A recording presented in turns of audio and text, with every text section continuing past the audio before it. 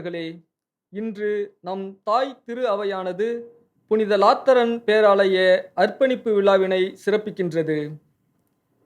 இறைவனை வழிபடுவது என்பது இஸ்ரேல் மக்களின் இரத்தத்துடன் கலந்த ஒன்றாகும். காயின் மற்றும் ஆபேல் தங்கள் காணிக்கைகளை செலுத்தியதும், தமக்கு தோன்றிய ஆண்டவருக்கு ஆபிரகாம் பலிபீடம் எழுப்பியதும் இதை நமக்கு தெளிவுபடுத்துகின்றன.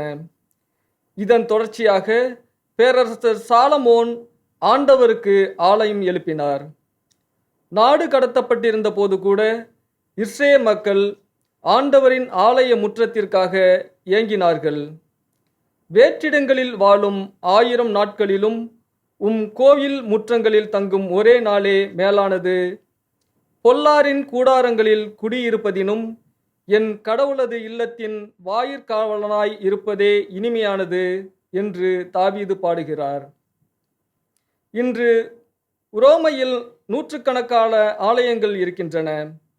இருந்தபோதிலும் உலகில் உள்ள அனைத்து ஆலயங்களுக்கும் தலைமையாக, தாயாக இருப்பது இன்று நாம் விழா எடுத்து கொண்டாடும் இந்த லாத்தரன் பேராலயம்தான். லாத்தரன் பேராலய விழாவினை சிறப்பிக்கின்ற இன்றைய நாளில் உள்ளமாகிய ஆலயத்தை உற்று நோக்குவோம். எசேக்கியேல் இறைவாக்கினர் எருசலேம் தேவாலயத்தின் கோவிலிலிருந்து வரும் தண்ணீர் வாழ்வு கொடுத்ததாகவும், கனிகள் உணவாகவும், இலைகள் மருந்தாகவும் பயன்படும் என்கிறார். நற்செய்தியில் இயேசு என் தந்தையின் இல்லத்தை சந்தையாக்காதீர்கள் என்று கூறுகிறார். எனவே நமது உள்ளம் என்னும் ஆலயத்தை புனிதமாக பாதுகாக்கவும், ஒப்புரவு அருட்சாதனத்தில் பங்கேற்று நமது வாழ்வை புனிதமாய் பாதுகாக்கும் வரம் வேண்டி இணைவோம் இந்த அன்பின் பலியில்.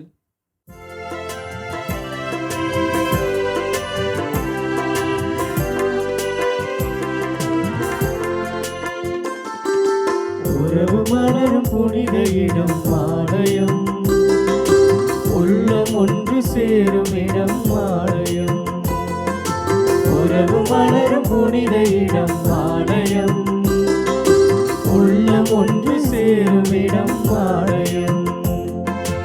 உணர்வு பெருகிட, உயர்வு அடைகிட, உண்மை வழி செல்லும் வாழும் ஆலயம்.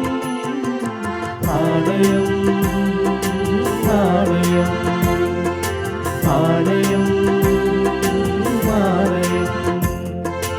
உறவு மலரும் புனித இடம் ஆலயம், உள்ளம் ஒன்று சேரும் இடம் ஆலயம்.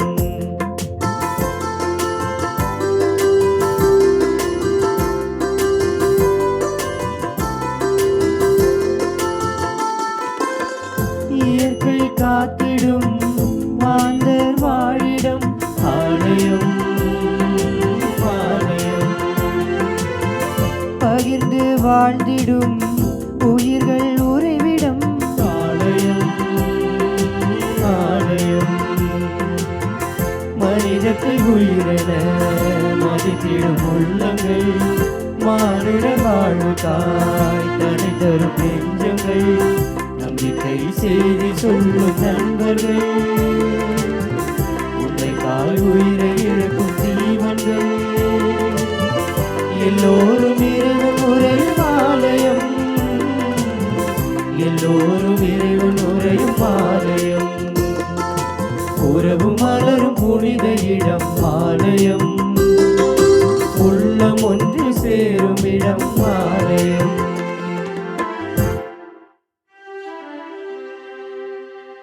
தந்தை மகன் தூய ஆவியாரின் பெயராலே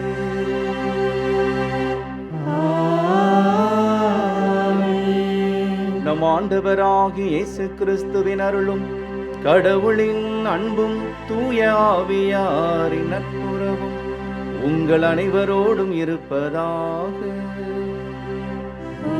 ஆன்மாவோடும் இருப்பதாக. ஆண்டவர் இயேசுவில் என் அன்புக்குரியோரே, இந்த கல்வாரி திருப்பலியில் எம்மோடு பங்கு பெறும் மாதா தொலைக்காட்சி நேயர்களே, இயேசுவின் இனிய நாமத்தில் உங்கள் ஒவ்வொருவரையும் அன்போடு வாழ்த்துகிறேன். இந்த உன்னதமான கல்வாரி பலிக்கு வரவேற்கிறேன். இந்த தூய மறை நிகழ்வை தகுதியான உள்ளத்தோடு நாம் ஒப்புக் கொடுக்க தடையாக இருக்கக்கூடிய குற்றம் குறைகளை ஏற்று மனம் வருந்துவோம். ஆண்டவருடைய இரக்கத்தை இறைஞ்சி மன்றாடுவோம். எல்லாம் வல்ல இறைவனிடமும் சகோதர சகோதரிகளே, உங்களிடமும் நான் பாவி என ஏற்றுக்கொள்கிறேன். ஏனெனில் என் சிந்தனையாலும் சொல்லாலும் செயலாலும் கடமையில் தவறியதாலும் பாவங்கள் பல செய்தேன். என் பாவமே, என் பாவமே, என் பெரும் பாவமே. ஆகையால் எப்பொழுதும் கன்னியான புனித மரியாவையும் வானதூதர் புனிதர் அனைவரையும், சகோதர சகோதரிகளே உங்களையும் நம் இறைவனாகிய ஆண்டவரிடம் எனக்காக வேண்டிக் கொள்ள மன்றாடுகிறேன். எல்லாம் வல்ல இறைவன் நம்மீது இரக்கம் வைத்து நம் பாவங்களை மன்னித்து நம்மை நிலை வாழ்வுக்கு அழைத்துச் செல்வாராக.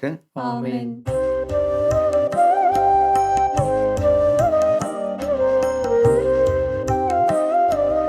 ஆண்டவரே இரக்கமாயிரும்.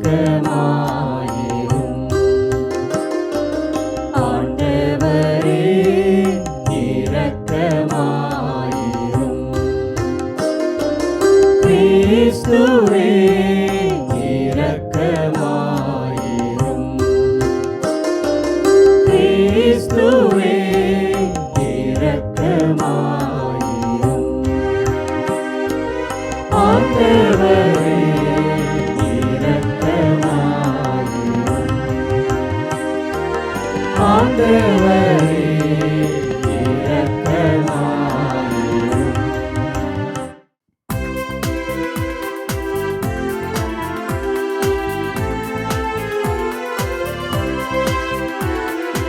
உன்னதங்களிலே கடவுளுக்கு மாட்சி உண்டாகுக.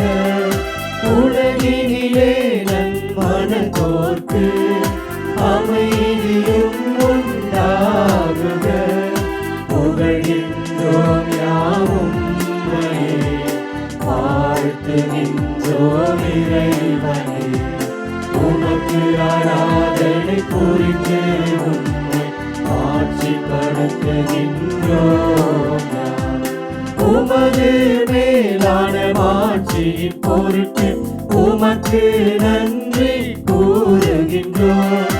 ஆண்டவராகிய இறைவனே, இணையில்லாத விண்ணரசே, ஆற்றல் அனைத்து தந்து இறங்கும் வல்ல தந்தை இறைவனே, ஒரே மகனாக உதித்த ஆண்டவர் இயேசு கிறிஸ்து இறைவனே. ஆண்டவராகிய இறைவனே, இறைவனின் திரு செம்மறியே, தந்தையினின்று என்றென்றுமாக உதித்த இறைவன் மகனே நீ. உலகின் பாவம் போக்குபவரே, நீயும் மீது இறங்குவே. உலகின் பாவம் போக்குபவரே, இம்மஞ்சாட்டை ஏற்றவரே. தந்தையின் வலப்பக்கம் வீற்றிருப்பவரே, நீயும் மீது இறங்குவே. ஏனெனில் இயேசு கிறிஸ்துவே, நீர் ஒருவரே தூயவர், நீர் ஒருவரே ஆண்டவர், நீர் ஒருவரே உன்னதர். தூய ஆவியாரோடு தந்தை இறைவன் ஆட்சியில் இருப்பவர் நீரே. ஆ ஆ ஆ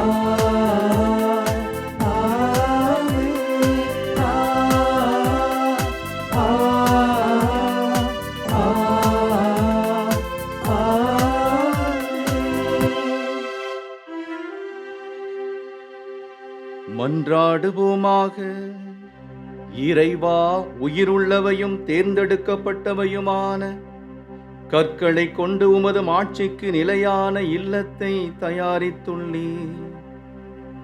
உமது திரு அவைக்கு நீரளித்துள்ள அருளின் ஆற்றலை பெருகச் செய்தருளும். அதனால் உம்முடைய நம்பிக்கையாளர்கள் விண்ணக எருசலேமை கட்டி எழுப்பி என்றும் வளர்ச்சியுறச் செய்வார்களாக. உம்மோடு தூய ஆவியாரின் ஒன்றிப்பில் இறைவனாய் என்றென்றும் வாழ்ந்து ஆட்சி செய்கின்ற எங்கள் ஆண்டவரும் உம்முடைய அன்பு திருமகனுமான கிறிஸ்து வழியாக உம்மை மன்றாடுகின்றோம்.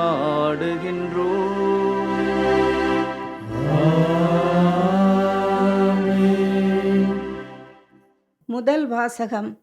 இறைவாக்கினர் எசேக்கியேல் நூலிலிருந்து வாசகம். அதிகாரம் 47. இறை வார்த்தைகள் 1 முதல் 2, 8 முதல் 9 மற்றும் 12 முடிய. அந்நாட்களில் ஒரு மனிதர் என்னை கோவிலின் நுழைவாயிலுக்கு மீண்டும் அழைத்து வந்தார். அங்கு நான் கோவிலின் வாயிற்படியின் கீழிருந்து கிழக்கு நோக்கி தண்ணீர் வருவதை கண்டேன். ஏனெனில் கோவில் கிழக்கு நோக்கி இருந்தது. தண்ணீர் கோவில் மற்றும் பீடத்தின் தெற்கு பக்கத்திலிருந்து வந்தது. அவர் என்னை வடக்கு வாயில் வழியாய் அழைத்து வந்து கிழக்கு நோக்கிய வெளி வாயிலின் வெளிப்பகுதிக்கு இட்டு சென்றார். இதோ தண்ணீர் தெற்கு பகுதியிலிருந்து பாய்ந்து கொண்டிருந்தது. அவர் என்னிடம் உரைத்தது, இத்தண்ணீர் கிழக்கு பகுதியை நோக்கி பாய்ந்து அராபாவில் சேர்கிறது. அங்கு அது கடலோடு கலக்கிறது. அது கடலோடு கலக்கையில் அத்தண்ணீர் அங்கு நல்ல தண்ணீராக மாறும். இந்த ஆறு பாயும் இடமெல்லாம் திரளான உயிரினங்கள் வாழும். அங்கு ஏராளமான மீன்கள் இருக்கும். ஏனெனில் இத்தண்ணீர் பாய்ந்து அங்குள்ள நீரை நல்ல நீராய் மாற்றும். எனவே அது பாயும் இடமெல்லாம் யாவும் உயிர் வாழும். பல வகையான மரங்கள் ஆற்றின் இரு மருங்கிலும் வளரும். அவற்றின் இலைகள் உதிரா, அவற்றில் கனிகள் குறையா. ஒவ்வொரு மாதமும் அவை கனி கொடுக்கும். ஏனெனில் தூயகத்திலிருந்து தண்ணீர் அவற்றுக்கு பாய்கின்றது. அவற்றின் கனிகள் உணவாகவும் இலைகள் மருந்தாகவும் பயன்படும். ஆண்டவரின் அருள் வாக்கு. இறைவனுக்கு நன்றி.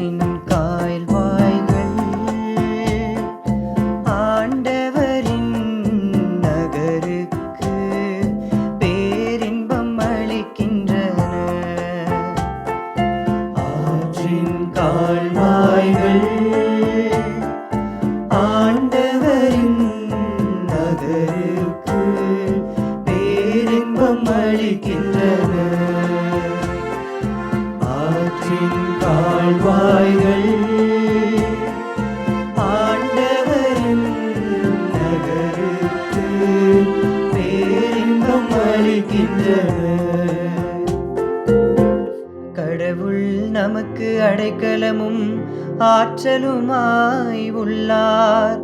இடுக்கணுற்ற வேளைகளில் நமக்கு உற்ற துணையும் அவரே. ஆகையால் நிலவுலகம் நிலை குலைந்தாலும் மலைகள் ஆழ்கடலில் அதிர்ந்து நடுங்கினாலும் எங்களுக்கு அச்சம் என்பதே இல்லை.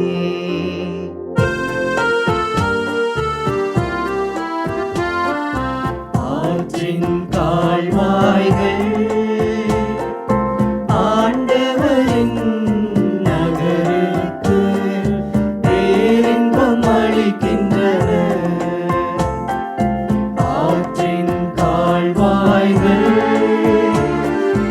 ஆண்டவரின் நகருக்கு பேரின்பம் அளிக்கின்றன.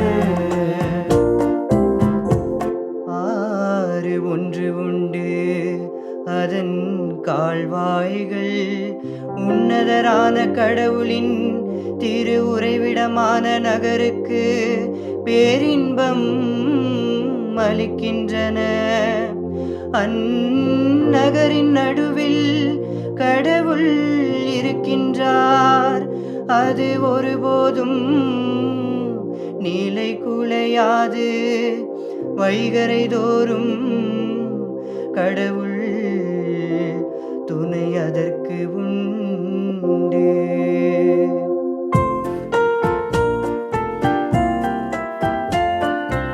ஆற்றின் கால்வாய்கள்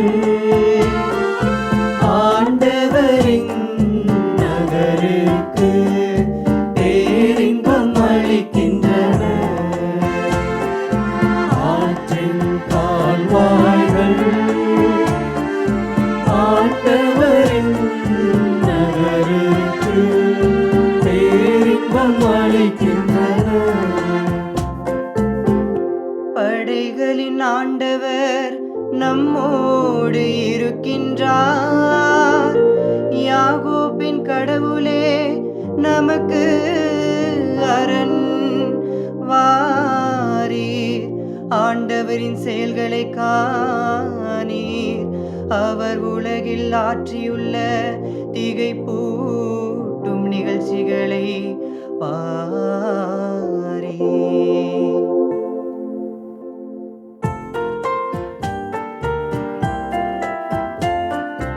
ஆற்றின் கால்வாய்கள் ஆண்டவரின் நகருக்கு பேரின்பம் அளிக்கின்றன. ஆற்றின் கால்வாய்கள் ஆண்டவரின் நகருக்கு பேரின்பம் அளிக்கின்றன. இரண்டாம் வாசகம். திருத்தூதர் பவுல் கொரிந்தியருக்கு எழுதிய முதல் திருமுகத்திலிருந்து வாசகம். அதிகாரம் 3, இறை வசனங்கள் 9-11 வரை மற்றும் 16-17 முடிய. சகோதரர் சகோதரிகளே, நீங்கள் கடவுள் எழுப்பும் கட்டடம். கடவுள் எனக்கு அளித்த அருளின்படியே நான் கைதேர்ந்த கட்டடக் கலைஞர் போல அடித்தளம் இட்டேன். அதன் மேல் வேறொருவர் கட்டுகிறார். ஒவ்வொருவரும் தாம் கட்டும் முறையை குறித்து கவனமாக இருக்க வேண்டும். ஏற்கனவே அடித்தளம் இட்டாயிற்று. இவ் அடித்தளம் இயேசு கிறிஸ்துவே. வேறொரு அடித்தளத்தை இட எவராலும் முடியாது. நீங்கள் கடவுளுடைய கோவில் என்றும் கடவுளின் ஆவியார் உங்களில் குடியிருக்கிறார் என்றும் உங்களுக்கு தெரியாதா? ஒருவர் கடவுளின் கோவிலை அழித்தால் கடவுள் அவரை அழித்து விடுவார். ஏனெனில் கடவுளின் கோவில் தூயது, நீங்களே அந்த கோவில். ஆண்டவரின் அருள்வாக்கு. இறைவனுக்கு நன்றி.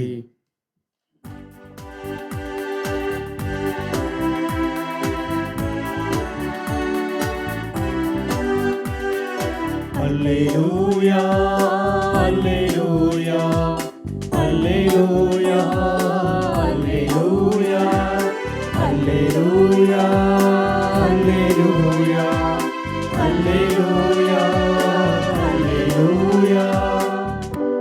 எனது பெயர் என்றென்றும் போற்றப்படுமாறு இக்கோவிலை நான் தெரிந்தெடுத்து நிலைப்படுத்தியுள்ளேன். இக்கோவிலை நான் தெரிந்தெடுத்து நிலைப்படுத்தியுள்ளேன் என்கிறார் ஆண்டவர். அல்லேலூயா, அல்லேலூயா, அல்லேலூயா, அல்லேலூயா.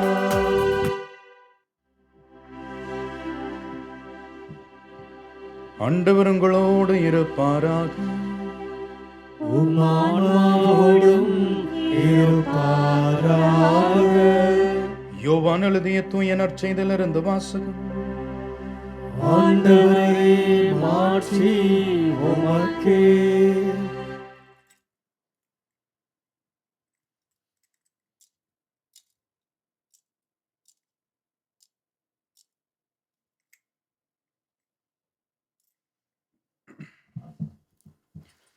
அதிகாரம் 2 இறை திருவசனங்கள் 13 முதல் 22 முடிய. அக்காலத்தில் யூதர்களுடைய பாஸ்கா விழா விரைவில் வரவிருந்ததால் இயேசு எருசலேமுக்கு சென்றார். கோவிலில் ஆடு மாடு புறா விற்போரையும் அங்கே உட்கார்ந்திருந்த நாணயம் மாற்றுவோரையும் கண்டார். அப்போது கயிறுகளால் ஒரு சாட்டை பின்னி அவர்கள் எல்லோரையும் கோவிலிலிருந்து துரத்தினார். ஆடு மாடுகளையும் விரட்டினார். நாணயம் மாற்றுவோரின் சில்லறை காசுகளை கொட்டிவிட்டு மேஜையையும் கவிழ்த்து போட்டார். அவர் புறா விற்பவர்களிடம், இவற்றை இங்கிருந்து எடுத்துச் செல்லுங்கள், என் தந்தையின் இல்லத்தை சந்தையாக்காதீர்கள் என்று கூறினார். அப்போது அவருடைய சீடர்கள், உம் இல்லத்தின் மீதுள்ள ஆர்வம் என்னை எரித்துவிடும் என்று மறைநூலில் எழுதியுள்ளதை நினைவு கூர்ந்தார்கள். யூதர்கள் அவரை பார்த்து, இவற்றையெல்லாம் செய்ய உமக்கு உரிமையுண்டு என்பதற்கு நீர் காட்டும் அடையாளம் என்ன என்று கேட்டார்கள். இயேசு மறுமொழியாக அவர்களிடம், இக்கோவிலை இடித்து விடுங்கள், நான் 3 நாளில் இதை கட்டி எழுப்புவேன் என்றார். அப்போது யூதர்கள், இந்த கோவிலை கட்ட 46 ஆண்டுகள் ஆயிற்றே, நீர் 3 நாளில் இதை கட்டி எழுப்பி விடுவீரோ என்று கேட்டார்கள். ஆனால் அவர் தம் உடலாகிய கோவிலை பற்றியே பேசினார். அவர் இறந்து உயிருடன் எழுப்பப்பட்ட போது அவருடைய சீடர் அவர் இவ்வாறு சொல்லியிருந்ததை நினைவு கூர்ந்து மறைநூலையும் இயேசுவின் கூற்றையும் நம்பினர். ஆண்டவரின் அருள்வாக்கு. கிறிஸ்துவே உமக்கு புகழ். ஆண்டவர் இயேசுவில் என் அருமை சகோதரர்களே, சகோதரிகளே, ஒரு மாபெரும் விழாவை திரு அவை இன்று கொண்டாடுகிறது. அழகானதொரு முன்னுரையை கேட்டோம். லாத்தரன் பேராலய நேர்ந்தழிப்பு பெருவிழா. லாத்தரன் பேராலயத்தை முழுமையாக அர்ப்பணிக்கப்பட்ட நாளாக இதை கொண்டாடுகிறோம். இறைவன் எல்லா இடங்களிலும் வாழ்கிறான். அந்த இறைவன் தனக்கென சில இடங்களை தேர்ந்து கொண்டதும், மக்கள் இறைவனை ஓரிடத்திலே அடையாளப்படுத்துவதும் மரபாக இருக்கிறது. அதன் அடிப்படையிலேயே நம்முடைய யூத மரபிலிருந்து இறைவனை மலை மேல் வைத்து பார்க்கக்கூடியவர்களாக நம்முடைய முன்னோர் அவரை அடையாளப்படுத்தினார்கள். எனவே இறைவன் மலையில் வாழக்கூடியவர், அவருக்கு எல்ஷடா என்று பெயர் கொடுத்தார்கள். எனவே ஆபிரகாம் மக்களை அழைத்து செல்வதும், மோசே உடன்படிக்கையை மேற்கொள்வதும், இயேசு தனிமையிலே ஜெபிக்க தந்தையோடு உறவாட சென்றதும் மலைமேல் நிகழக்கூடிய நிகழ்வாக நமக்கு விவிலியம் பதிவு செய்கிறது. எனவே இறைவனை சற்று உயரத்திலே நாம் அன்னார்ந்து பார்த்து, அவர் மேலானவர், உன்னதமானவர், அவர் உறைவிடம் மேல் நோக்கி இருக்கிறது என்பதையெல்லாம் அடையாளப்படுத்திய நம்முடைய முன்னோர்கள் மரபிலே வருகிறது இந்த ஒரு மாபெரும் விழா. இறைவனை ஒரு இடத்திலே அடையாளப்படுத்துகின்ற இந்த திருச்சடங்கு கான்ஸ்டன்டைன் பேரரசர் கிறிஸ்தவத்தை எல்லா மக்களுக்கும் பொதுவுடைமையாக்கியதும் அதற்கு முழு அங்கீகாரம் அளித்ததையும் பின்பற்றி இந்த விழாவை நாம் இன்று கொண்டாடுகிறோம். எனவே எல்லா இடங்களிலும் ஆலயங்கள் எழுப்பப்படுகிறது. கிபி 313க்கு பிறகு ஆலயங்கள் எழுப்பப்படுகிறது. அதிலே கான்ஸ்டன்டைன் பேரரசர் தானே ஒரு ஆலயத்தை கட்டுகிறார். தானே முன்வந்து அந்த ரோமையிலே 7 மலைகள் மிகவும் பிரசித்தி பெற்றவை என்று சொல்வார்கள். அதிலே குறிப்பாக கேலியன் மலையிலே, அந்த மலைக்குன்றின் மீது அழகான ஒரு தன்னுடைய அரண்மனையை கட்டுகிறார். அந்த அரண்மனையை கடவுளுக்கு முற்றிலுமாக அர்ப்பணிக்கக்கூடியதாக அந்த விழாவை மேற்கொள்கிறார். அந்த திருக்கோவிலை, அந்த அரண்மனையை இறைவனுடைய இல்லமாக முதலாம் சில்வஸ்டர் திருத்தந்தை அதை அர்ப்பணமாக இறைவனுக்கு கொடுக்கிறார். காலப்போக்கிலே அதில் பல உருமாற்றங்கள் மேற்கொள்ளப்படுகிறது. அதற்கு உள்ளே, அந்த பெருங்கோயிலுக்கு உள்ளே திருமுழுக்கு சிற்றாலயம் ஒன்று ஏற்படுத்தப்பட்டு அது திருமுழுக்கு யோவானுக்கு அர்ப்பணிக்கப்படுகிறது. அதனை செர்சியூஸ் என்ற நம்முடைய திருத்தந்தை 3ஆம் செர்சியூஸ் அதை அர்ப்பணிக்கிறார். அதன் பிறகு அந்த சிற்றாலயம் மீண்டும் புதுப்பிக்கப்பட்டு நற்செய்தியாளர் யோவானுக்கு அது 2ஆம் லெசியூஸ் என்ற திருத்தந்தை அர்ப்பணிக்கிறார். எனவே அந்த ஆலயத்திற்குள்ளே மற்றும் ஆலயங்களாம் உருவாக்கப்படுகிறது. எனவே இது பேராலயமாக இருக்கிறது. இது தற்போது அன்று அதை நேர்ந்தளிக்கின்ற போது உலக மீட்பருக்காக அதை முதலாம் சில்வஸ்டர் திருத்தந்தை அர்ப்பணிக்கிறார். அதன் பிறகு அதற்குள்ளே திருமுழுக்கு யோவானுக்கு சிற்றாலயம், அதே சிற்றாலயம் பிறகு நற்செய்தியாளர் யோவானுக்கு சிற்றாலயமாக பல பேர்களை உருப்பெறுகிறது.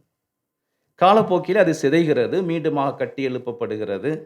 இறுதியிலே 1724ஆம் ஆண்டு அந்த ஆலயம் மீண்டுமாக புதுப்பிக்கப்பட்டு நம்முடைய திருத்தந்தை 13ஆம் பெனடிக்ட் அவர்களால் அது அர்ச்சிக்கப்படுகிறது. அன்றிலிருந்து அதை பெருவிழாவாக கொண்டாடும். இதுதான் சுருக்கமான வரலாறு. 1724க்கு பிறகுதான் இந்த பேராலய நேர்ந்தளிப்பு, லாத்தரன் பேராலய நேர்ந்தளிப்பை வெகு விமரிசையாக அந்த நாளிலே திருத்தந்தை 13ஆம் ஆசீர்வாதப்பர் பெனடிக்ட் 13 அதை அறிவிக்கிறார். அதன் பிறகு இந்த விழா கொண்டாடப்படுகிறது.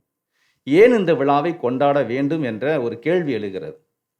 நாம் எத்தனை ஆலயங்கள் கட்டினாலும் நம்முடைய தாய் வீடு எருசலேம் நோக்கி இருக்கிறது. அங்கு உன்னதமான ஆலயமாக முதலிலே கட்டி எழுப்பப்பட்ட இந்த ஆலயத்தை mother church of the all the churches, எல்லா ஆலயங்களுக்கும் தாய் வீடாக இதை திரு அவை நமக்கு அடையாளப்படுத்துகிறது. எனவே அதன் அடிப்படையில் தம் தாய் வீட்டுக்கான பெருமையை சேர்க்கக்கூடிய ஒரு விழாவாக இதை பார்க்கிறோம். தமிழ் மரபு இறைவன் வாழக்கூடிய இடத்திற்கு 2 சொல்லாடல்களை பயன்படுத்துகிறது. ஒன்று கோயில், மற்றொன்று ஆலயம். கோயில் என்ற அந்த சொல்லாடல் கோ இல் என்று பிரிகிறது. நாம் பல முறை கோவில் என்று சொல்லுகிறோம். கோவில் அல்ல, கோயில். கோ என்பது அரசனை குறிக்கக்கூடியது, இல் என்பது இல்லிடம், உறைவிடம், அரசன் வாழக்கூடிய ஒரு உறைவிடம். இந்த அரசர், அரசர்களுக்கெல்லாம் மகா அரசர், பேரரசர். எனவே இறைவன் உறையக்கூடிய இடம். அன்று மக்கள் அரசனை இறைவனுடைய பிரதிநிதிகளாக பார்த்தார்கள்.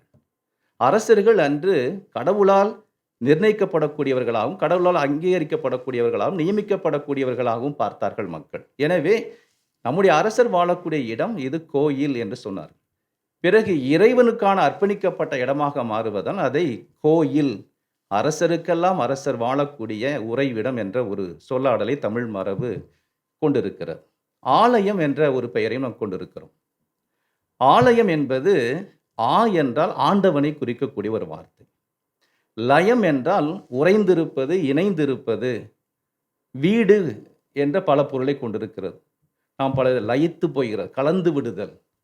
அப்ப இறைவன் ஒன்றர கலந்திருக்கக்கூடிய இடத்தை ஆலயம் என்ற ஒரு சொல்லாடலை கொண்டிருக்கிறோம். எனவே இந்த தமிழ் மரபு வளமையான சொல்லாடலை கொடுத்து இறைவன் நம்மோடு வாழ்கிறார், அவர் நம்மோடு ஒன்றித்திருக்கிறார், நம்மில் உறைந்திருக்கிறார், அவர் நம்முள் நடுவே இருக்கிறார். இன்னுமாக அவருக்கு ஒரு பெரும் மாளிகையை கொண்டிருக்கிறோம், அது அவருக்கான தனித்துவமான அடையாளம் என்றெல்லாம் சொல்லி இறைவனை உள்ளத்திலும் அவர் வாழக்கூடிய ஒரு இல்லத்திலும் அடையாளப்படுத்தக்கூடிய மரபை தமிழ் மரபு கொண்டிருக்கிறது. எனவே ஆலயம் என்பது இன்று விவிலிய அடிப்படையில் 2 கூறுகளை கொண்டிருக்கிறது. ஒன்று இறைவன் வாழக்கூடிய இந்த கட்டிடம், இன்னொன்று இறைவன் வாழக்கூடிய உயிருள்ள ஆலயம் தான். பவுலடியார் என்று சொல்வது போல, நீங்கள் தூய ஆவியார் குடிகொண்டிருக்கும் ஆலயம் என்பது உங்களுக்கு தெரியாதா? கோயில் என்பது உங்களுக்கு தெரியாதா? இந்த கோயில் மாசுபடலாமா? எனவே தான் நற்செய்தி அதை கொண்டு செல்கிறது. இன்று அந்த மாசை, தூசியை, அங்கு இருக்கக்கூடிய செயல்பாடுகளை எல்லாம் அப்புறப்படுத்தி அதை தூய்மைப்படுத்தக்கூடிய பணியை இன்று இயேசு மேற்கொள்வதாக நற்செய்தியிலே யோவான் நமக்கு பதிவு செய்கிறார். முதல் வாசகத்திலிருந்து ஒரு சில செய்திகளை ஆழமாக சிந்திக்க உங்களை அழைக்கிறேன். முதல் வாசகம் எசேக்கியேலுடைய புத்தகத்திலிருந்து கொடுக்கப்பட்டிருக்கிறது. எசேக்கியேலுடைய நூல் இன்று குறிப்பாக நமக்கு கொடுக்கப்பட்டது 47ஆம் அதிகாரம். இதனுடைய தொடர்ச்சியை முழுமையாக அறிந்து கொள்ள நாம் பின்னோக்கி செல்ல வேண்டும். 40ஆம் அதிகாரத்திலே இந்த காட்சி தொடங்குகிறது.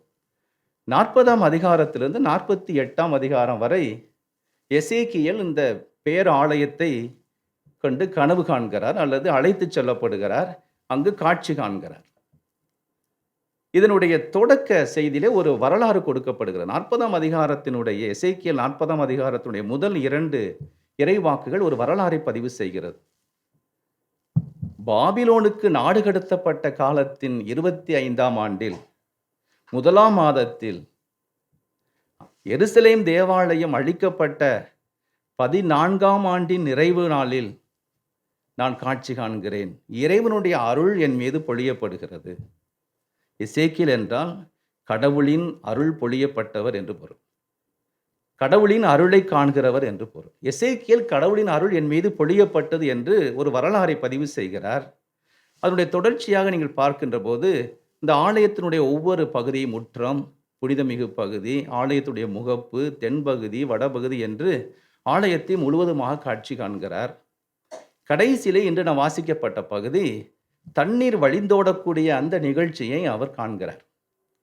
இப்போ ஆண்டவனுடைய அருள் பொழியப்பட்டு அவர் அங்கு எடுத்துச் செல்லப்படுகிறார். எருசலேம் பகுதிக்கு, அந்த மலைப்பகுதிக்கு எடுத்துச் செல்லப்படுகிறார். உயர்ந்ததொரு மலையில் இறைவன் என்னை கொண்டு வந்து அமர்த்தினார். அங்கே ஒரு மானிடர் எனக்கு வழிகாட்டுகிறார். அந்த மானிடர் ஆலயத்திற்கு அழைத்து வருகிறார். இன்று நம்முடைய திருப்பீடம் இருப்பது போல வலது கைப்பகுதி தெற்கை குறிப்பிடக்கூடியது, இடது கைப்பகுதி வடக்கை குறிக்கக்கூடியது. இந்த வடக்கு நோக்கி என்னை அழைத்து வந்து கிழக்கு நோக்கி என்னை அவர் அழைத்து செல்கிறார், ஆலயத்துடைய முற்றத்திற்கு என்று சொல்லுகிறார். இந்த வலது கைப்பகுதி ஆலயத்தினுடைய தென் திசையை குறிக்கிறது. இந்த தெற்கு திசை வழியாக நீர் பாய்ந்தோடி செல்வதை பார்க்கிறேன் என்று குறிப்பிடுகிறார். இந்த நீர் பாய்ந்தோடுவதை ஆண்டவருடைய வலதுகை மாண்புமிக்கது, அது ஆசிர்வதிக்கப்பட்ட பகுதியாக எனது வலதுகை பக்கம் வந்திருப்பவர்களும் பேறு பெற்றவர் என்று சொல்லுகிறார். எனவே வளமையையும் செழுமையையும் பேரின்பத்தையும் குறிக்கக்கூடிய அடையாளமாக அது இருக்கிறது என்று விவிலிய ஆதாரம் நமக்கு சொல்லுகிறது. எனவே இறைவனுடைய அருள் இங்கு பெறப்பெற்று அது பெறப்படுத்து போகிறது என்பதை அடையாளப்படுத்துகிறது. இரண்டாவது, அந்த தண்ணீர் தூய ஆவியாரினுடைய அடையாளமாக இருக்கிறது. எனவே தூய ஆவியார் பெறப்படுத்த ஆலயம் நோக்கி செல்லுகிறார். அவருடைய மாண்பு, பண்புகள், பணிகள் என்ன என்பதையெல்லாம் கடைசி 3 இறைவாக்குகள் இன்று வாசிக்கப்பட்ட முதல் வாசகத்திலே பார்க்கிறோம்.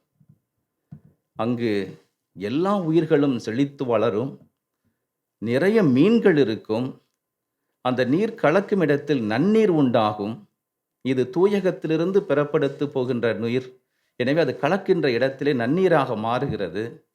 அதனுடைய பாதைகளிலே மரங்கள் செழித்தோங்கி இருக்கும், ஒருபோதும் இலைகள் உதிராது. அங்கே கனிகள் காய்த்து கனிந்து கிடக்கும், அந்த கனிகள் ஒருபோதும் வற்றாது. எப்போதும் வளமை, செழுமை, பசுமையை குறிக்கக்கூடிய அடையாளமாக சொல்லுகிறார். இறுதியிலே அதனுடைய இலைகள் மருந்தாகும், கனிகள் உணவாகும் என்று சொல்லுகிறார். தூய ஆவியினுடைய கொடைகள் அனைத்தையும் இந்த சொல்லாடல்களுக்குள் பதிவு செய்கிறார் எசேக்கியேல். தூய ஆவியார் நம்மோடு பயணிக்கின்ற போது நம்முடைய வாழ்வு செழுமையாக இருக்கும், நிறைந்த உணவூட்டல் பெறப்படும், நம்முடைய வாழ்வு செழித்தோங்கி இருக்கும், எதுவும் குன்றாது குறையாது வளமையான வாழ்வை நமக்கு தூய ஆவி தருகிறார். இந்த நீரூற்றின் அடையாளமாக தண்ணீரின் வழியாக தூய ஆவியார் நமக்கு அதை அடையாளப்படுத்துகிறார் என்பதையெல்லாம் எசேக்கியேல் என்று நமக்கு பதிவு செய்கிறார். இந்த அருள் ஆசிரை நம்முடைய பவுலடியார் சற்று உள்வாங்குகிறார். இந்த ஆலயத்தை கட்டி எழுப்புகின்ற போது அதில் தூய ஆவியார் குடியிருக்கிறார் என்பதை நீங்கள் அறியவில்லையா என்பதையெல்லாம் அவர் முன்வைக்கிறார். தூய ஆவியார் உங்களுடைய இல்லத்திலே, இந்த உள்ளத்திலே குடியிருக்கிறார். இது கடவுள் வாழும் ஆலயம். எனவே இதை தூய்மைப்படுத்திக் கொள்ளுங்கள், புனிதப்படுத்திக் கொள்ளுங்கள், இதன் வழியாக மாண்பை கொண்டு வாருங்கள், இந்த ஆலயம் உயிருள்ள ஆலயமாக இருக்க வேண்டும் என்பதையெல்லாம் அவர் தூய ஆவியாருடைய அருள் அடையாளங்கள், கனிகள், கொடைகளினுடைய மாண்பை அடையாளப்படுத்தி இதை எப்போதுமே பரிசுத்த தூய நிலையில் வைத்துக்கொள்ள வேண்டும் என்பதை பவுல் இன்று நமக்கு அடையாளப்படுத்துகிறார். இன்னும் சற்று பின்னோக்கி செல்கின்ற போது திருவெளிப்பாடு 21ஆம் அதிகாரம் 3வது இறைவாக்கு சொல்லுகிறது, இதோ கடவுளின் உறைவிடம் உங்கள் நடுவே இருக்கிறது, மனிதர் நடுவே அது இருக்கிறது என்று சொல்லுகிறார். நாம் தான் அந்த கடவுளுடைய உறைவிடம், மனிதர் நடுவே வாழக்கூடிய நடமாடும் ஆலயம். இந்த ஆலயம் புனிதமாக இருக்க வேண்டும் என்பதை இறைவன் இன்று நமக்கு மீண்டுமாக வலியுறுத்துகிறார். திருமூலர் சொன்ன வார்த்தை நினைவுக்கு இருக்கலாம், உள்ளம் பெருங்கோயில் ஊனுடம்பு ஆலயம் என்று சொல்லுகிறார் திருமூலர். சற்று வார்த்தைகள் நமக்கு பொருள்படாமல் இருக்கலாம். உடம்பு பெரிது, ஆனால் அதை ஆலயம் என்று சொல்லுகிறார். உள்ளத்தை பெருங்கோயில் என்று சொல்லுகிறார். இறைவனுக்கு கொடுக்கக்கூடிய இந்த இடத்தை, உள்ளத்தை, அது பெருங்கோயில். அத்தகைய பெருங்கோயில் மாசு மறுவற்று இருக்க வேண்டும், தூயதொரு இல்லமாக இருக்க வேண்டும் என்பதைத்தான் திருமூலர் சொல்வதாக நான் கருதுகிறேன். எனவே இறைவன் இன்று இந்த லாத்தரன் பேராலயத்தினுடைய பெருவிழாவை கொண்டாட நமக்கு அழைப்பு விடுக்கின்ற தருணத்திலே நம்முடைய உள்ளமாகிய ஆலயத்தையும், நாம் நடந்து சென்று வாழக்கூடிய சமூகத்திலே ஒவ்வொருவரும் ஆலயமாக இருக்க வேண்டும் என்ற அழைப்பையும், ஒவ்வொரு ஆலயங்களையும் முறையாக நாம் பேண வேண்டும் என்பதையும், இறைவன் வாழக்கூடிய கட்டிடமாக இருக்கக்கூடிய இந்த ஆலயத்தினுடைய தூய்மையை பாதுகாக்க வேண்டும் என்பதும், நம்முடைய உள்ளமாகிய ஆலயத்தையும் நாம் எப்போதுமே தூய நிலையில் வைத்துக்கொள்ள வேண்டும் என்பதையும் இன்று பல செய்திகளை இறைவன் நமக்கு வழங்குகிறார். இறுதியாக திருத்தந்தை லியோ அண்மையிலே கொடுத்த செய்தி ஒன்று, நம்முடைய திருத்தந்தை பொறுப்பெடுத்த பிறகு மே 25ஆம் நாள் முதல் முறையாக இந்த பேராலயத்திலே திருப்பலி நிறைவேற்றுகிறார். லாத்தரன் பேராலயத்திலே அங்குதான் அந்த ரோமையினுடைய ஆயர் என்ற பொறுப்பை ஏற்கிறார். அதற்கான திருச்சாவி, திறவுகோல், அதற்கான அடையாளத்தை எல்லாம் பெறுகிறார். அப்போது அவர் சொல்லுகிறது, உலகத்தில் இருக்கக்கூடிய அத்துணை ஆலயங்களுக்கு மையமாக இருக்கக்கூடிய இந்த தாய் வீடு நாம் அனைவரும் ஒன்றித்திருக்க வேண்டும் என்பதை அடையாளப்படுத்துகிறது. நாம் எப்படி ஒன்றித்திருக்க வேண்டுமென்றால் முழங்கால் படியிட்டு ஜெபிக்கின்ற வழியிலே we all should kneel and pray என்ற வார்த்தையை பயன்படுத்துகிறார். முழங்கால் படியிட்டு அனைவரும் பணிந்து ஜெபிக்கின்ற போது நாம் ஒன்றித்த திரு அவையை கட்டி எழுப்புகிறோம். இன்னும் சற்று ஆழமாக அந்த வார்த்தை யோசிக்கின்ற போது, it's a time for renewing the pastoral approaches that are supportive and welcoming to all. நம்முடைய மேய்ப்பு பணியை மறுசீராய்வு செய்யக்கூடிய சூழல் இருக்கிறோம். அது எதற்காக என்றால் எல்லோரையும் வரவேற்கவும் அவர்களை மாண்புடன் பேணவும் நமது திரு அவை தன்னுடைய மேய்ப்பு பணியை புதுப்பித்துக் கொள்ள வேண்டும் என்ற ஒரு செய்தியை சொல்கிறார். இன்று திரு அவை ஒவ்வொரு ஆலயங்களாகிய நம் ஒவ்வொருவரையும் இதைத்தான் ஒரு வேண்டுகோளாக, அழைப்பாக விடுக்கிறது. நாம் நம்முடைய உள்ள ஆலயத்தை மீண்டும் புதுப்பிக்கவும், நம்முடைய பணிகளை புதுப்பித்து கொள்ளவும், அந்த பணிகள் ஒவ்வொரு ஆலயத்தையும் மாண்போடு வரவேற்கவும், அந்த ஆலயத்தினுடைய மாண்பினை பேணவும், ஏற்ற இரக்கமற்ற ஒரு சமூக சமதள சமுதாயத்தை படைக்கவும் இந்த ஆலயம் நமக்கு அழைப்பு விடுக்கிறது என்பதைத்தான் லாத்தரன் பேராலயம் அழைப்பு விடுப்பதாக திருத்தந்தை லியோ நமக்கு தருகிறார். எனவே இந்த நாளிலே இறைவனுக்கு நன்றி சொல்வோம். உள்ளமாகிய ஆலயத்தை புதுப்பிக்க இறையருள் வேண்டுவோம். நம்முடைய இறைவன் வாழக்கூடிய ஆலயத்தையும், இறைவன் நம்மோடு உறைந்திருக்கக்கூடிய உள்ளம் என்ற ஆலயத்தையும் ஒவ்வொரு நாளும் மாசு மறுவற்று புனிதத்தன்மையில் காக்கவும், இறைவன் அதற்கு அருள் தரவும், தூய ஆவியார் தன்னுடைய அருள் வரங்களை நிறைவாக பொழிந்து எப்போதும் வளமாகவும் நலமாகவும் நம்மை பேணி காக்கவும் இறையருள் வேண்டி இந்த திருப்பலியிலே தொடர்ந்து மன்றாடுவோம். ஆமென். அன்பு சகோதர சகோதரிகளே, நம்முடைய நம்பிக்கையை அறிக்கையிட்டு பாடுவோம்.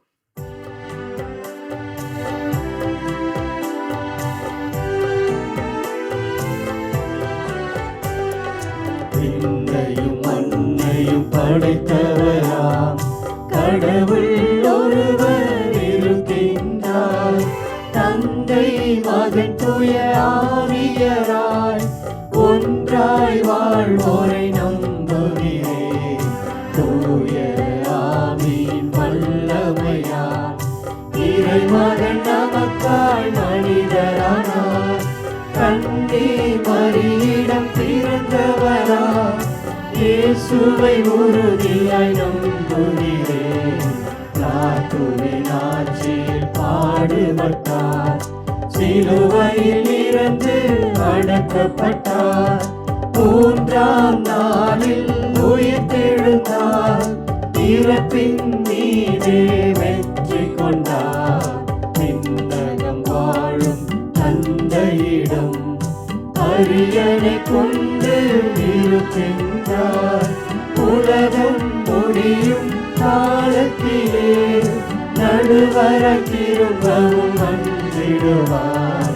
தூய ஆவியாரை நம்புகிறேன், பாரினில் அவர் துணை வேண்டுகிறேன். பாவ மன்னிப்பு அழைப்பில் தூய்மை பெற்று பரிகார வாழ்வில் நிலைத்திடுவே. திரு அவை உரைப்பதை நம்புகிறேன், புனிதர்கள் உறவை நம்புகிறேன். உடலின் உயிர்ப்பை நிலை வாழ்வை உறுதியுடனே நம்புகிறேன்.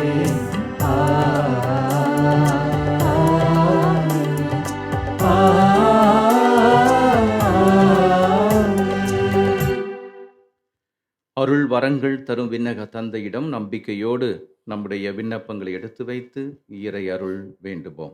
உள்ளம் என்னும் ஆலயத்தில் வாழ்பவரே இறைவா, எம் தாய் திரு அவையை காலத்தின் தேவைக்கேற்ப வழிநடத்தி வரும் எம் திருத்தந்தை லியோ, ஆயர்கள், குருக்கள், இருபால் துறவரத்தார் அனைவரையும் ஆசீர்வதியும்.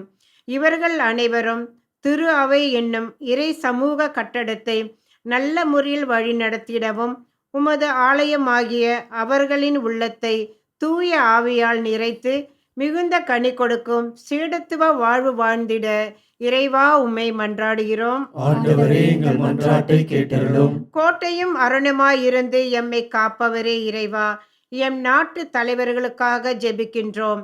இவர்கள் அனைவரும் உம்மை போல மக்கள் பணியாற்றவும் மாறிவரும் காலநிலையையும் அதன் சவால்களையும் கருத்தில் கொண்டு மக்களின் அடிப்படை தேவைகளை நிறைவேற்றி அமைதியான பாதுகாப்பான வாழ்வாதாரத்தை அமைத்து கொடுத்திட இறைவா உம்மை மன்றாடுகிறோம். ஆண்டவரே, எங்கள் மன்றாட்டை கேட்டருளும். எமக்கு அடைக்கலமும் ஆற்றலுமாய் இருப்பவரே இறைவா, உடல் மற்றும் மன நோய்கள், முதுமை, தனிமை, எதிர்காலம் குறித்து அச்சம் போன்ற பல்வேறு விதமான துன்பங்களில் வாழும் எம் அனைவர் மீதும் உமது இரக்கத்தை பொழிந்தருளும். எங்கள் வாழ்வின் உற்ற துணை நீரே என்பதை உணர்ந்து விசுவாசத்தோடு வாழ்வை முன்னெடுத்து சென்றிட வரம் வேண்டி இறைவா உம்மை மன்றாடுகிறோம். ஆண்டவரே, எங்கள் மன்றாட்டை கேட்டருளும். எம்மோடு என்றும் வாழும் இறைவா, லாத்தரன் பேராலய நேர்ந்தழிப்பு விழாவினை கொண்டாடி கொண்டிருக்கும் இன்றைய நாளில் அகில உலகமெங்கும் இருக்கும் அனைத்து ஆலயங்களையும் மற்றும் அனைத்து விசுவாசிகளையும் உம் பாதம் ஒப்பு கொடுக்கிறோம். ஆலயம் என்பது உம்முடைய பிரசன்னத்தின் அடையாளம் என்பதை உணர்ந்து எம் உடலாகிய ஆலயத்தை புனிதமாக பேணி காக்கவும் ஆலய வளர்ச்சிக்கு எங்களால் முடிந்த உதவிகளை செய்து உம் அருள் ஆசீரோடு வாழும் வரம் தர இறைவா உம்மை மன்றாடுகிறோம். ஆண்டவரே, எங்கள் மன்றாட்டை கேட்டருளும். திகைப்பூட்டும் செயல்களை ஆற்றுபவரே எம் இறைவா, கோவிலிலிருந்து வந்த தண்ணீர் திரளான உயிரினங்கள் வாழ்வு பெற காரணமாய் இருந்தது போன்று இல்லந்தோறும் இறையாட்சி பணி தொடர உழைக்கும் அனைத்து நல்ல உள்ளங்களையும் ஆசீர்வதியும். தொடர்ந்து பணி செய்வதற்கு தேவையான உடல் உள்ள ஆன்ம நலன்களையும் இத்தொலைக்காட்சி வழியாய் இறைவார்த்தையை கேட்டு வாழும் அனைவரும் நிறைவான மகிழ்ச்சியும் அமைதியும் பெற்று வாழ இறைவா உம்மை மன்றாடுகிறோம். ஆண்டவரே, எங்கள் மன்றாட்டை கேட்டருளும். நம்முடைய தனிப்பட்ட தேவைகளுக்காக உருக்கமாக ஜெபிப்போம். அருள் கொடைகளின் வள்ளலே இறைவா, பிள்ளைக்குரிய உரிமையோடு நாங்கள் எழுப்பிய இந்த மன்றாட்டுக்களுக்கு தயவாய் செவி சாய்த்து இறையருளை வரங்களாக எங்கள் ஒவ்வொருவர் மீதும் இந்நாளில் நிறைவாக பொழிந்தருளும். எங்கள் ஆண்டவராகிய கிறிஸ்து வழியாக உம்மை மன்றாடுகிறோம். ஆமென்.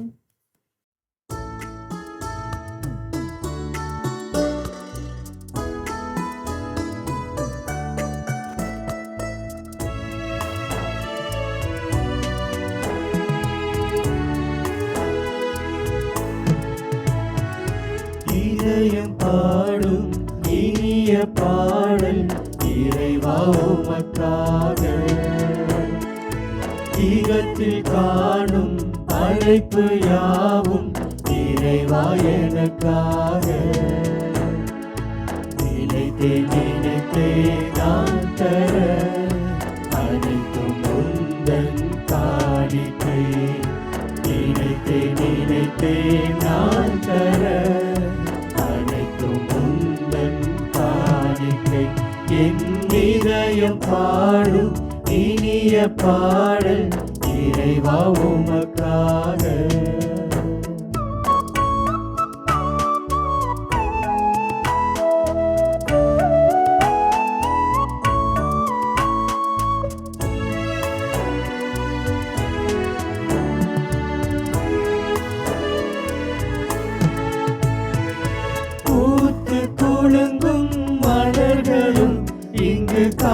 மீது கனிந்த கனிகளும் ஓங்கி உயர்ந்த மரங்களும் அதை சூழ்ந்து வளர்ந்த செடிகளும் இயற்கை கூறும் கவிதைகள் யாவும் இறைவன் தந்த கொடைகளே.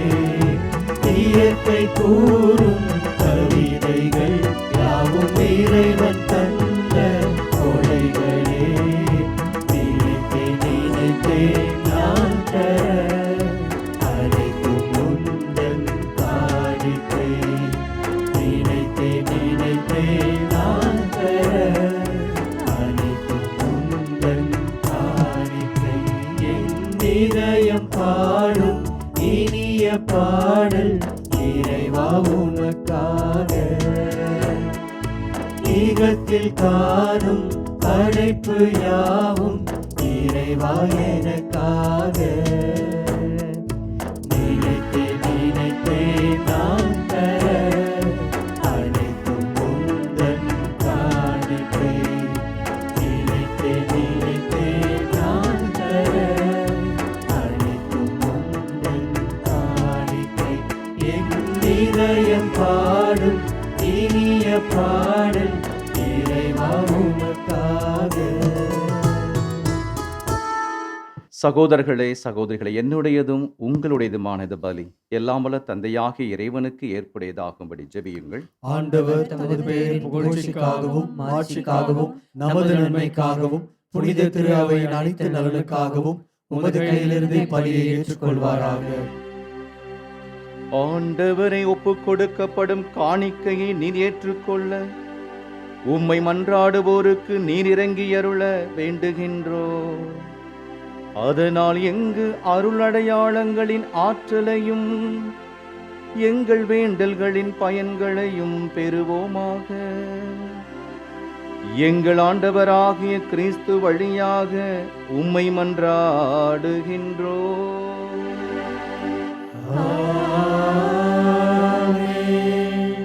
ஆண்டவர் உங்களோடு இருப்பாராக.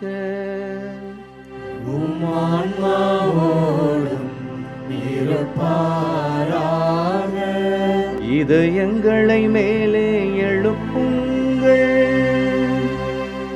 ஆண்டவரிடம் எழுப்பியுள்ளோம். நம் இறைவனாகிய ஆண்டவருக்கு நன்றி கூறுவோம். அது தகுதியும் நீதியும் ஆனது. ஆண்டவரே தூயவரான தந்தையே, என்றும் உள்ள எல்லாம் வல்ல இறைவா, எந்நாளும் எவ்விடத்திலும் நாங்கள் உமக்கு நன்றி செலுத்துவது மெய்யாகவே தகுதியும் நீதியுமாகும்.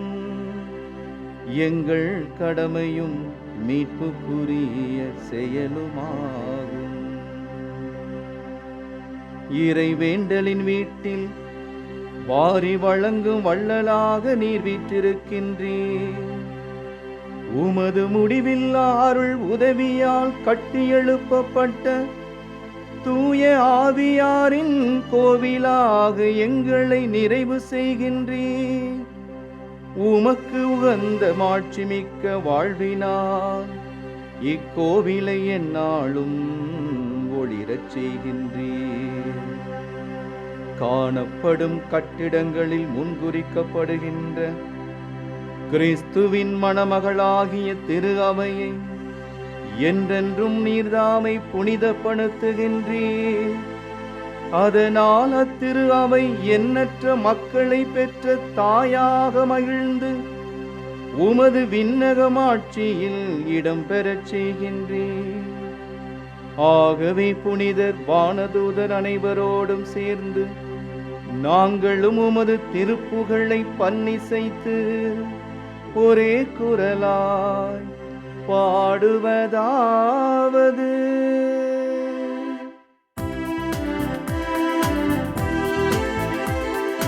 தூயவர் தூயவர் தூயவர் வான்படைகளின் கடவுளாம் ஆண்டவர். விண்ணகமும் மண்ணகமும் மாட்சியால் நிறைந்துள்ளன. உன்னதங்களிலே ஓசன்னா, உன்னதங்களிலே ஓசன்னா. ஆண்டவர் பெயரால் வருகிறவர் ஆசி பெற்றவர். உன்னதங்களிலே ஓசன்னா, உன்னதங்களிலே ஓசன்னா. ஆண்டவரே, நீர் மெய்யாகவே தூயவர், தூய்மை அனைத்திற்கும் ஊற்று. ஆகவே உம்முடைய ஆவியை பொழிந்து இக்காணிக்கைகளை தூய்மைப்படுத்த உம்மை வேண்டுகிறோம். இவ்வாறு எங்கள் ஆண்டவர் இயேசு கிறிஸ்துவின் உடலும் இரத்தமுமாக எங்களுக்கு இவை மாறுபனவாக. அவர் பாடுபட உளம் கனிந்து தம்மை கையளித்த போது அப்பத்தை எடுத்து நன்றி செலுத்தி அதை பிட்டு தம் சீடர்களுக்கு அளித்து கூறியதாவது: அனைவரும் இதிலிருந்து பெற்று உண்ணுங்கள், ஏனெனில் இது உங்களுக்காக கையளிக்கப்படும் என் உடல்.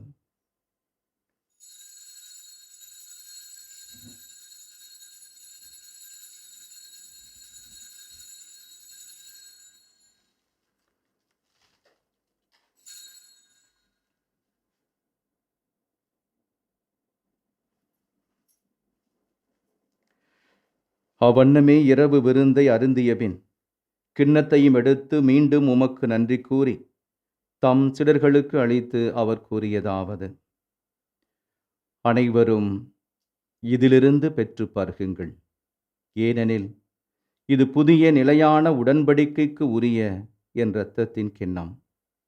இது பாவ மன்னிப்புக்கென்று உங்களுக்காகவும் பலருக்காகவும் சிந்தப்படும். இதை என் நினைவாகச் செய்யுங்கள்.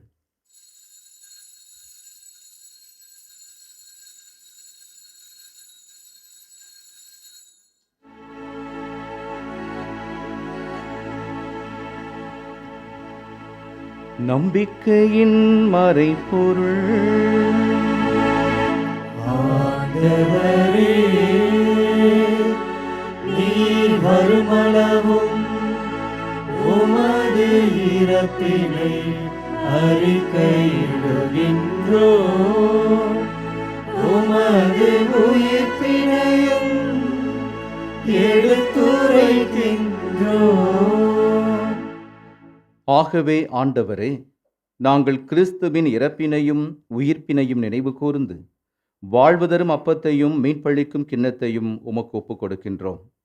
உம் திருமுன் நின்று உமக்கு ஊழியம் புரிய தகுந்தவர்கள் என எங்களை ஏற்றுக்கொண்டீர். எனவே உமக்கு நன்றி செலுத்துகிறோம். மேலும் கிறிஸ்துவின் உடலிலும் இரத்தத்திலும் பங்கு கொள்ளும் எங்களை தூய ஆவியார் ஒன்று சேர்க்க வேண்டுமென உம்மை தாழ்மையுடன் மன்றாடுகிறோம். ஆண்டவரே, உலகெங்கும் பரவியிருக்கும் உமது திரு அவையை நினைவு கூர்ந்தருளும். எங்கள் திருத்தந்தை லியோ, எங்கள் ஆயர் ஜார்ஜ், எல்லா திருநிலையினராகிய அனைவரோடும் உமது திரு அவை அன்பில் நிறைவு பெறச் செய்தருளும். மேலும் உயிர்த்தெழும் எதிர்நோக்குடன் துயில் கொள்ளும் எங்கள் சகோதரர் சகோதரிகளை, இறந்தோர் அனைவரையும் இரக்கத்துடன் நினைவு கூர்ந்து உமது திருமுக ஒளியினுள் ஏற்றருளும். எங்கள் அனைவர் மீதும் இரக்கமாயிரும். கடவுளின் கன்னித்தாயான புனித மரியா, அவருடைய கணவரான புனித யோசேப்பு, புனித திருத்தூதர்கள், இவ்வுலகில் உமக்கு உகந்தவராய் இருந்தோர் ஆகிய புனிதர் அனைவருடனும் நாங்களும் நிலை வாழ்வில் பங்கு கொள்ளும் தகுதி பெற்று உம் திருமகன் இயேசு கிறிஸ்து வழியாக உம்மை புகழ்ந்தேத்து மரமருள உம்மை மன்றாடுகின்றோம்.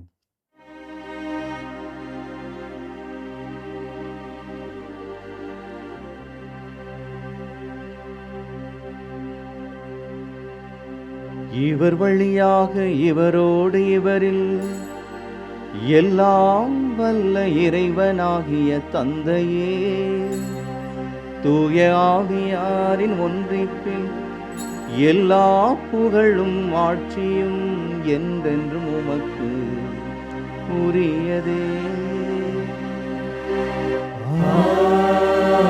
ஆமென், ஆமென், ஆமென். மீட்பரின் கட்டளையால் கற்பிக்கப்பட்டு இறைப்படிப்பினையால் பயிற்சி பெற்ற நாம் துணிந்து பாடுவோம். விண்ணுலகில் இருக்கின்ற எங்கள் தந்தையே, உமது பெயர் தூயது என போற்ற பெறுக. உமது ஆட்சி வருக.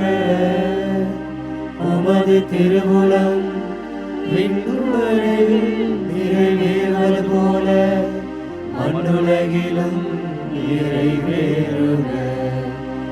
எங்கள் அன்றாட உணவை இன்று எங்களுக்கு தாரும். எங்களுக்கு எதிராக குற்றம் செய்வோரை நாங்கள் மன்னிப்பது போல எங்கள் குற்றங்களை மன்னியும். எங்களை சோதனைக்கு உட்படுத்தாதேயும், தீமையிலிருந்து எங்களை விடுவித்தருளும். ஆண்டவரே, தீமை அனைத்திலிருந்தும் எங்களை விடுவித்து எங்கள் வாழ்நாளில் அமைதியை கனிவுடன் அருள உம்மை மன்றாடுகின்றோம். உமது இரக்கத்தின் உதவியால் நாங்கள் பாவத்திலிருந்து எப்போதும் விடுதலை பெற்று யாதொரு கலக்கமுமின்றி நலமாயிருப்போமாக. நாங்கள் எதிர்நோக்கியிருக்கும் பேரின்பத்துக்காகவும் எமீட்பராகிய இயேசு கிறிஸ்துவின் வருகைக்காகவும் காத்திருக்கின்றோம். ஏனெனில் ஆட்சியும் வல்லமையும் ஆட்சியும் என்றென்றும் உமதே. ஆண்டவரே இயேசு கிறிஸ்துவே, அமைதியை உங்களுக்கு விட்டுச் செல்கிறேன், என் அமைதியையே உங்களுக்கு அளிக்கின்றேன் என்று உம் திருத்தூதர்களுக்கு மொழிந்தீரே. எங்கள் பாவங்களை பாராமல் உமது திரு அவையின் நம்பிக்கையை கண்ணோக்கி உமது திருவுளத்திற்கு ஏற்ப அதற்கு அமைதியையும் ஒற்றுமையையும் அளித்தருள்வீராக. என்றென்றும் வாழ்ந்து ஆட்சி செய்கின்றவர் நீரே.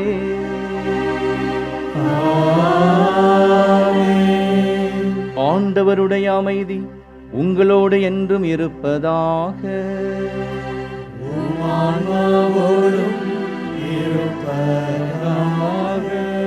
ஒருவருக்கொருவர் கிறிஸ்து தரும் அமைதியை பகிர்ந்து கொள்வோம்.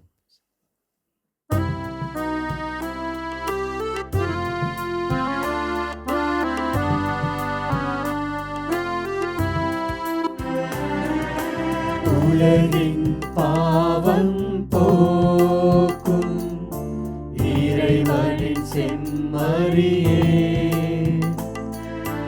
எம்மேல் இரக்கம் வையும். உலகின் பாவம் போக்கும் இறைவனின் செம்மறியே, எம்மேல் இரக்கம் வையும். உலகின் பாவம் போக்கும் இறைவனின் செம்மறியே, எமக்கு அமைதி அருளும். இதோ நம் ஆண்டவர் இயேசு கிறிஸ்து உலகின் பாவங்களை போக்குகின்ற செம்மறி. செம்மறி விருந்து படைத்து நம்மை அழைக்கிறார். செம்மறியின் திருவிருந்துக்கு அழைக்கப்பட்டிருக்கக்கூடிய நம் அனைவரும் பேறு பெற்றோர். ஆண்டவரே, நீர் என் இல்லத்தில் எழுந்தருள நான் தகுதியற்றவன். ஆனால் ஒரு வார்த்தை மட்டும் சொல்லியருளும், எனது ஆன்மா நலமடையும். கிறிஸ்துவின் திரு உடலும் இரத்தம் ஒன்றாக கலந்து இதை உட்கொள்ளும் நமக்கு நிலை வாழ்வு அளிப்பதாக. ஆமென்.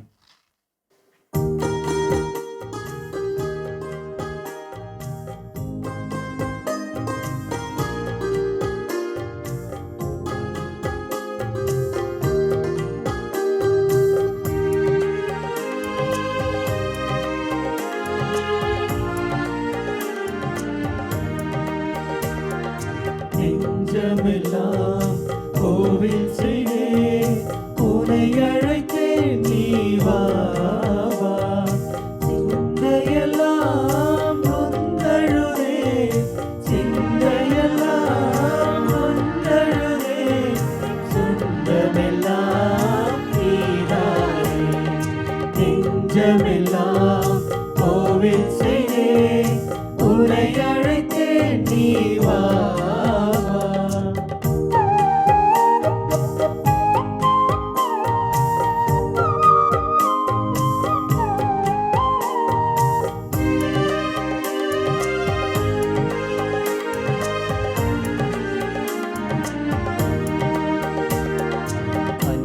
மொழி பேசும் இன்பமுகிலேசு என்னாலும் நண்பன் நீயே.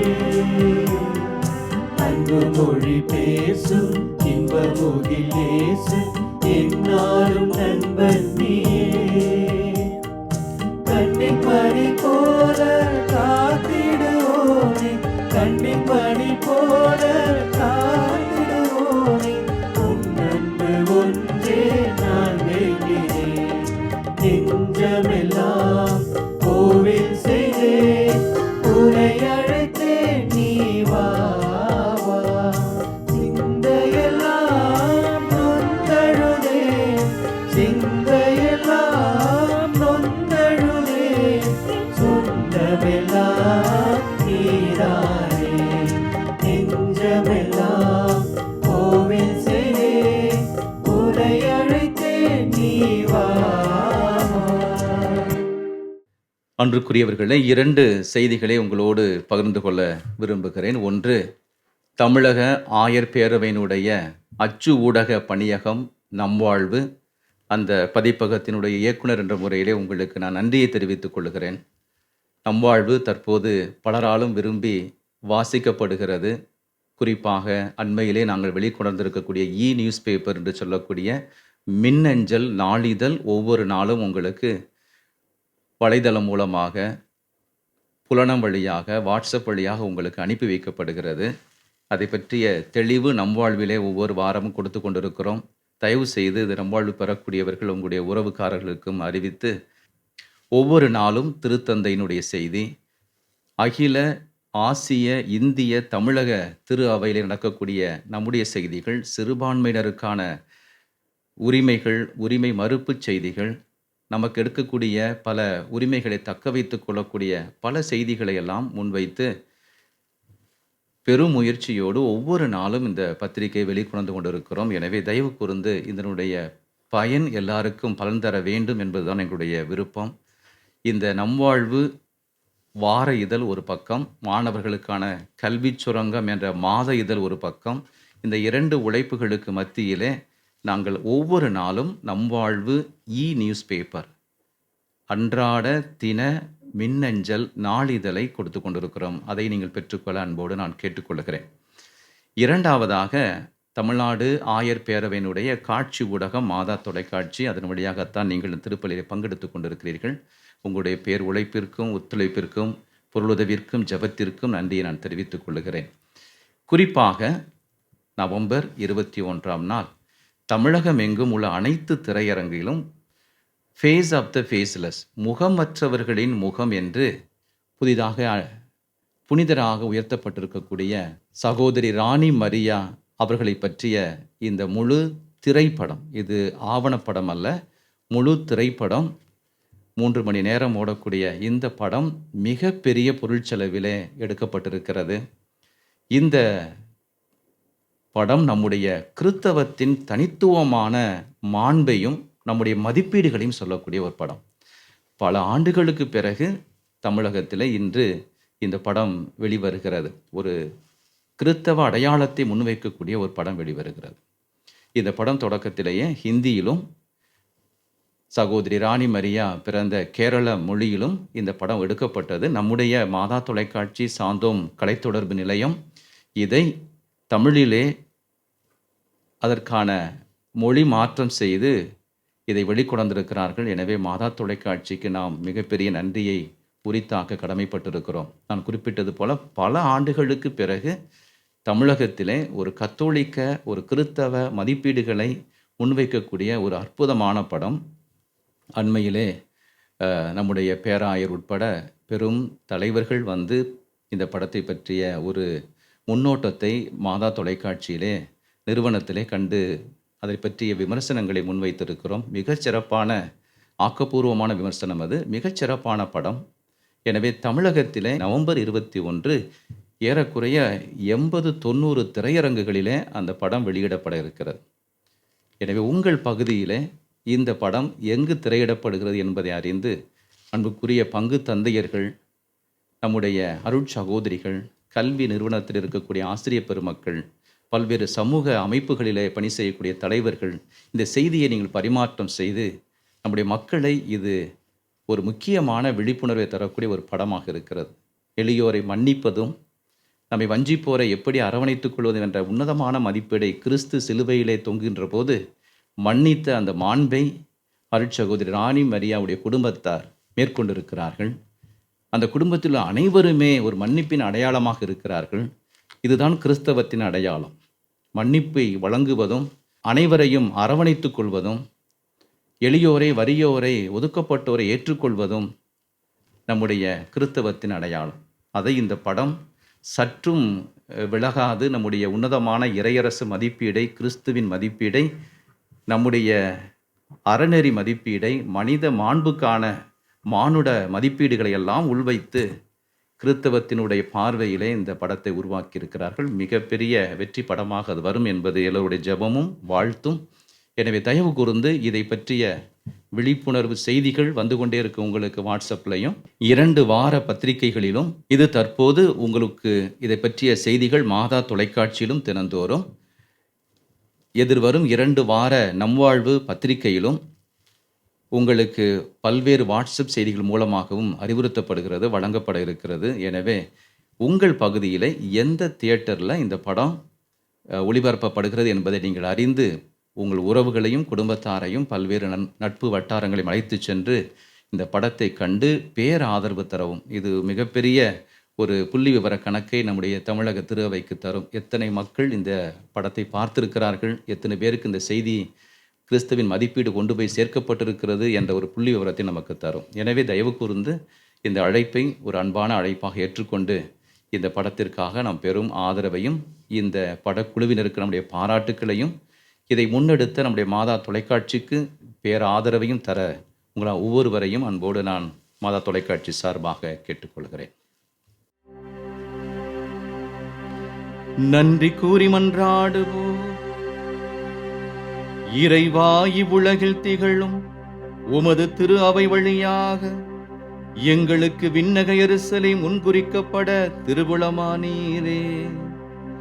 இதனால் அருள் அடையாளத்தில் பங்கு கொள்ளும் நாங்கள் உமது அருளின் கோவிலாக கட்டப்படவும், உமது மாட்சி நிறைந்த இல்லிடமாக வாழவும், அவ்விடத்திற்கு வந்து சேரவும் அருள் புரிவீராக. எங்கள் ஆண்டவராகிய கிறிஸ்து வழியாக உம்மை மன்றாடுகின்றோம்.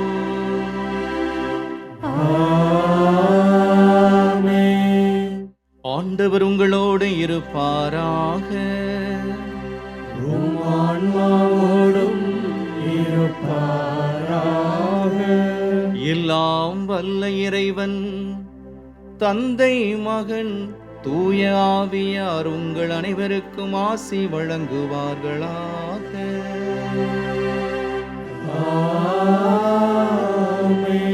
கிறிஸ்துவின் அன்பிலும் அன்னையின் அரவணைப்பிலும் உயிருள்ள ஆலயங்களாக விளங்க சென்று வாருங்கள். திருப்பலி நிறைவேறிற்று. இறைவனுக்கு நன்றி.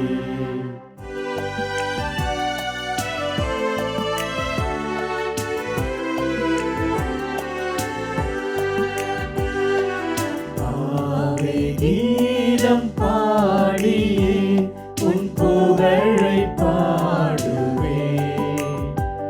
உன் அன்பின் பெருமை அகிலம் விளங்கும் மாண்பை போற்றுவே. ஆவே கீதம் பாடியே உன் புகழை பாடுவே. உன் அன்பின் பெருமை அகிலம் விளங்கும் மாண்பை போற்றுவே. இயேசுவுக்கே புகழ், இயேசுவுக்கே புகழ், இயேசுவுக்கே நன்றி, இயேசுவுக்கே நன்றி. மரியே வாழ்க, மரியே வாழ்க. தந்தை, மகன், தூய ஆவியாரின் பெயராலே ஆமென்.